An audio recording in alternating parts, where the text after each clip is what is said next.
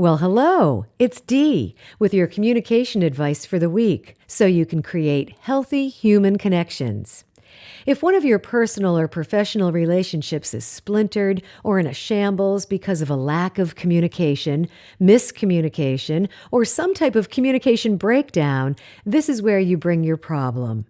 I'll provide you with communication advice, skills, and insight to help you communicate more effectively.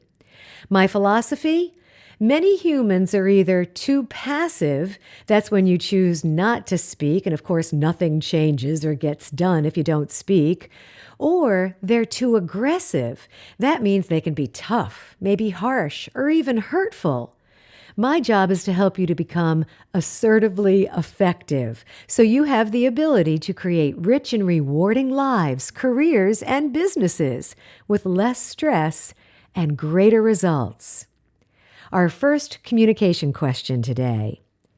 Dear Dee, some of my best friends hold very different political ideas than I do. I think we've changed over time, maybe grown apart with different life moments.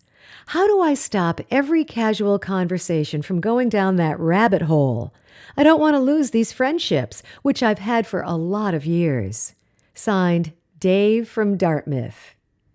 Dear Dave, there's nothing like old friends, which are worth the effort of keeping. So you have a couple of choices here. Your first choice? Try setting house rules at the beginning of any get-together. Tell everyone that healthy political discussions are great, but you plan to avoid losing any friendships by allowing any political candidate, Donald or Joe or Gina or Charlie and anyone, to get in the way of your good time. Therefore, if anyone dominates the discussion or continuously touts their superior political views or hurts anyone who thinks differently, they're a goner. Or, at least they're going to have to do the dishes or clean the grill at the end of the evening with a gag on. Now remember, Dave, it's all in the delivery. Be stern, but try saying this obviously with a smile on your face, especially the first time around. Remember, these are some of your oldest friends. Or your other option, you could try a technique I call yes and. If someone begins to go down that political rabbit hole, try saying something like, yeah, that politician is a hell of a character. And did you hear that the big town sewer project is going to begin in 3 weeks? Can you believe it? Now, yes, and is kind of a take on, how about those Red Sox? It makes the political dominator feel heard while allowing you to move the conversation along. Dave, this takes practice, but try it. Next communication question. Dear Dee, my boyfriend never gets me a card, not at Christmas or birthdays. To me, what someone writes inside a card is even more important than the gift. Signed, Courtney from Cranston. Dear Courtney, this is your communication coach. So, of course, the first question I have to ask you is, have you told your boyfriend this? Our significant others won't know unless we tell them. Here's what I see. In every good relationship, there's clear communication. Each individual knows themselves very well. Plus, the couple knows the love language of their partner.